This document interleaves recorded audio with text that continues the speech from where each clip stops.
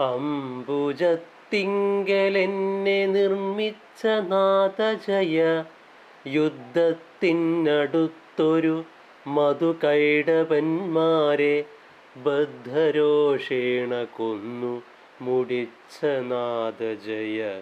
ദൈത്യന്മാരുടെ മഹാമേധസ്സു കൊണ്ടു തന്നെ ധാത്രീമണ്ഡലത്തെയും നിർമ്മിച്ച നാഥജയ.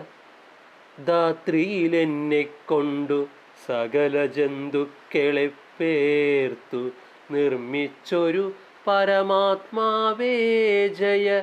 കാലത്താൽ പ്രപഞ്ച സംഹാരം ചെയ്വതിനായി നീലലോഹിതനായും വാണിടും നാഥജയ.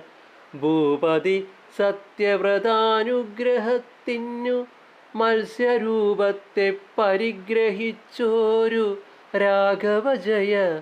മന്ദരമുയർത്തുവാൻ കൂർമ്മമായവതരിച്ചിന്ദ്രാദി ദേവകളെ പാലിച്ച നാഥജയ.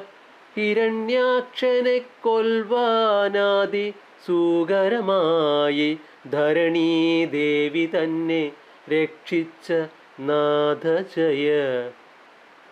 ഹിരണ്യകശിപുവാമസുരേന്ദ്രനെ കൊൽവാൻ നരസിംഹാകാരനായി ചമഞ്ഞ നാഥജയ.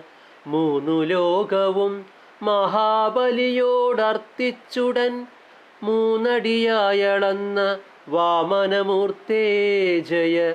ധരണീന്ദ്രന്മാരായ ദുഷ്ടരെ വധിപ്പാനായി പരശുരാമനായി പിറന്ന നാഥജയ.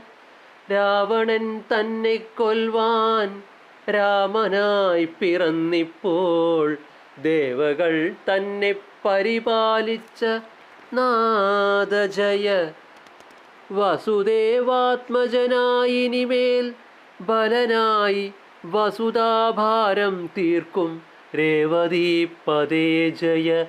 ദേവകീതനയനായി കൃഷ്ണനായി പിറന്നിനി സേവകന്മാർക്കു മുക്തി കൊടുക്കും നാഥജയ.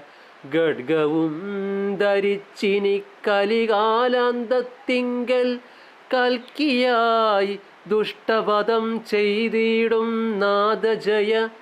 നിഷ്കളനായ തവ തത്വത്തെ